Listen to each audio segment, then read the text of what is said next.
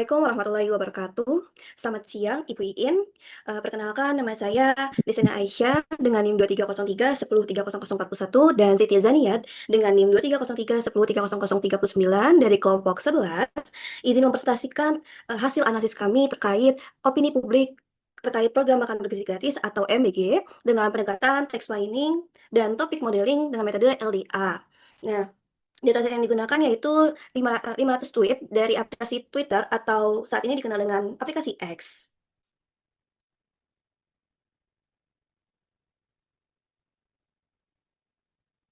Latar belakangnya yaitu, program makan bergizi gratis atau MBG merupakan program unggulan Presiden Prabowo Subianto untuk menyediakan makan siang bergizi bagi siswa sekolah se-Indonesia.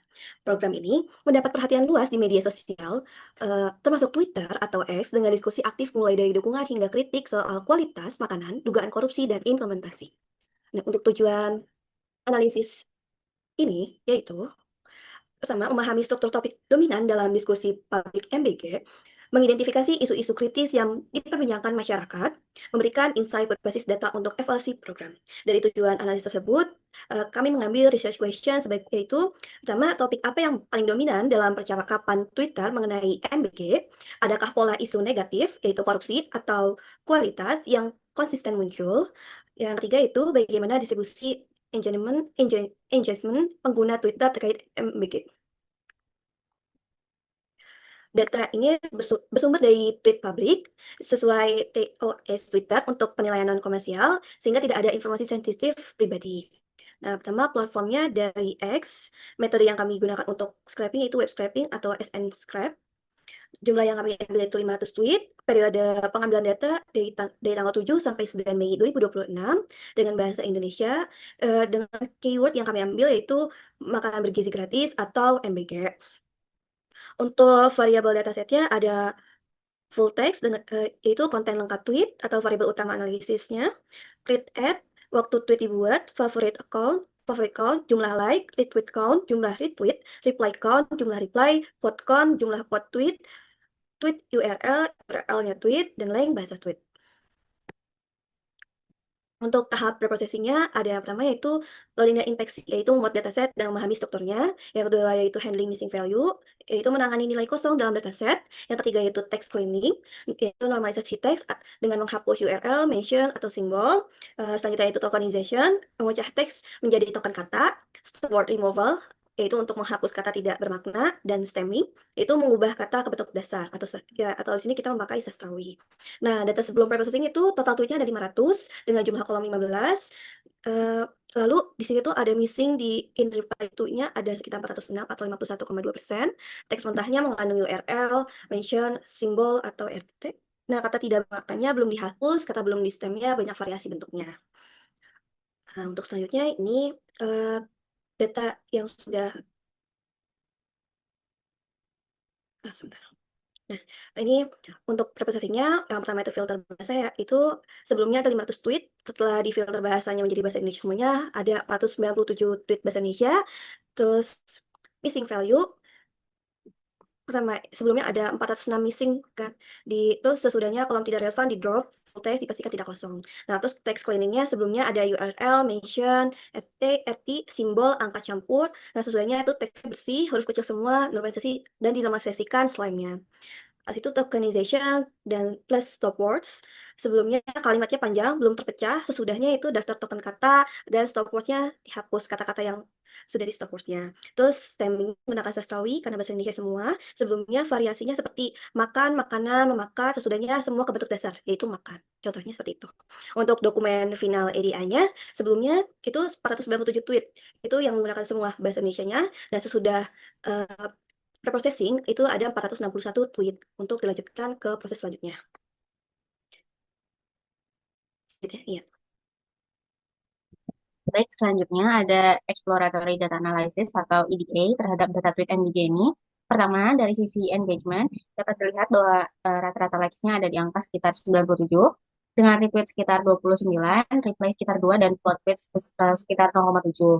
Tapi, jika dilihat dari nilai minimumnya, mayoritas tweet sebenarnya memiliki engagement-nya 0. Artinya, sebagian besar tweet tidak terlalu viral dan hanya sedikit tweet yang mendapatkan perhatian besar.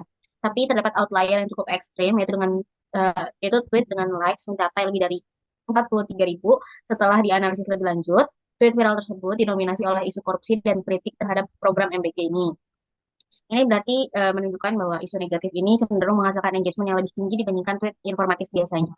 Selanjutnya, dari hasil analisis, dari hasil EDATEX ini ada 497 tweet berbahasa Indonesia dengan rata-rata panjang tweetnya sekitar 211 karakter, dan kata-kata yang paling sering muncul adalah seperti anak, terus dukung, kemudian sehat, sekolah, dan dapur. Kata-kata ini menunjukkan bahwa percakapan publik banyak fokus juga kepada eh, kata-kata anak sekolah, dukungan terhadap program, kualitas makanan, dan isu-isu implementasi dapur MBG ini. Kemudian setelah pre-processing selesai dilakukan, diperoleh sebesar 461 dokumen valid yang siap digunakan dalam selanjutnya pemodelan LDA ini, dengan total 497 term unik pada vocabulary. Slide selanjutnya. Pada slide ini, kita menampilkan visualisasi kata dan topiknya. Di bagian kiri terdapat top 15 kata yang paling sering muncul dalam tweet. Kata seperti anak, sehat, dukung, dan dapur jadi kata dominan di hasil EDA ini. Kemudian hal ini bisa kita lihat bahwa diskusi masyarakat tidak hanya membahas program MBG ini aja, tetapi implementasi serta kualitas pelaksanaan juga dibahas. Kemudian pada bagian kanan ada distribusi topik dominan dari 6 topik hasil pemodelan LDA ini. Topik yang paling dominan adalah topik 4 dengan persentase sekitar 34,7% atau sebanyak 160 tweet. Topik ini berkaitan dengan dukungan masyarakat terhadap program MBG dan dampaknya bagi generasi muda. Sementara yang kedua itu topik ketiga menjadi topik dengan jumlah paling sedikit, yaitu sekitar 4,8%. Topik ini lebih spesifik membahas implementasi SPPG dan pengawasan program oleh pihak tertentu seperti Polri dan Polres. Distribusi ini menunjukkan bahwa opini publik terkait MBG cukup beragam, mulai dari dukungan sosial, kualitas implementasinya, hingga isu pengawasan dan korupsinya juga. Kemudian slide selanjutnya, pemodelan LDA. Ini kami menggunakan metode LDA untuk melakukan topik modelingnya. Kemudian LDA ini merupakan algoritma probabilistik yang mengasumsikan bahwa setiap dokumen merupakan campuran dari beberapa topik. Dan setiap topik ini terdiri dari distribusi kata-kata tertentu. Implementasinya dilakukan menggunakan library Gensim dengan pendekatan back of words atau kita kenal dengan BOW, dengan parameter model yang digunakan antara lain alpha dan eta otomatis. Tesesnya sebanyak 30 iterasi, serta random state 42 agar hasilnya dapat direproduksi kemudian. Untuk menentukan jumlah topik optimal, kami juga melakukan evaluasi menggunakan coherence score dan perplexity. Hasil evaluasinya bisa dilihat bahwa jumlah topik terbaik adalah 6 topik. Di sini terlihat bahwa K-nya sama dengan 6, itu yang optimal, karena menghasilkan coherence score tertinggi itu sebesar 0,4493. Nilai koherensi yang lebih tinggi menunjukkan bahwa kata-kata dalam setiap topik lebih konsisten secara semantik dan lebih mudah diinterpretasikan. Sementara itu, perplexity memang harus terus menurun ketika jumlah topik bertambah. Tapi dalam penelitian ini, coherence score dijadikan indikator utama karena lebih relevan untuk interpretasi topiknya. Kemudian, pada hasil LDA, diperoleh 6 topik dominan dalam percakapan terkait makanan bergizi gratis ini. Topik pertama adalah pemberdayaan ekonomi lokal dengan kata kunci seperti anak, ekonomi, desa, dan lokal. Topik ini menunjukkan harapan masyarakat bahwa MBG dapat mendukung UMKM dan petani lokal. Topik kedua ada di pengawas. Topik kedua ada di Topik kedua ada di kegiatan sosial dan donasi dengan kata-kata seperti anggar, lapas, dan butuh. Topik ketiga ada di pengawasan dan implementasi SPPG dengan kata kunci SPPG, Polri, dan Polres. Topik ini menunjukkan adanya perhatian publik terhadap pelaksanaan teknis program MBG ini. Topik keempat adalah dukungan dan dampak sosial. Kata seperti anak, sehat, dukung, dan generasi menunjukkan optimisme masyarakat terhadap manfaat MBG yang nantinya mungkin bisa dirasakan.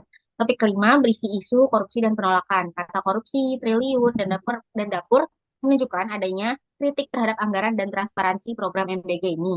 Sedangkan topik keenam bahas kualitas implementasi seperti kualitas makanan dan pelaksanaannya secara real di sekolah. Secara keseluruhan, hasil ini menunjukkan bahwa opini publik terhadap MBG bersifat campuran, yaitu adanya dukungan, ada juga kritik terhadap kualitas dan transparansi program yang sedang dilakukan ini. Kemudian, slide selanjutnya, maka bisa disimpulkan, penelitian ini berhasil mengidentifikasi sebanyak 6 topik utama dalam diskusi publik terkait program makan bergizi gratis ini dengan metode LDA. Hasilnya menunjukkan bahwa topik ekonomi lokal menjadi salah satu topik paling dominan yang berarti masyarakat memiliki harapan besar terhadap dampak ekonomi MBG bagi pelaku UMKM dan petani lokal. Tapi di sisi lain, isu korupsi dan penolakan program juga muncul signifikan. Hal ini menunjukkan bahwa transparansi anggaran dan pengawasan implementasi menjadi perhatian utama masyarakat. Selain itu, terdapat pula topik yang menyoroti dukungan terhadap kesehatan generasi muda, tapi juga kekhawatiran mengenai kualitas makanan dan kasus keracunan yang terjadi. Dari sisi engagement, sebagian besar tweet memiliki interaksi rendah, tapi tweet bernuansa kontroversial atau negatif cenderung menjadi viral dan memperoleh engagement jauh lebih tinggi.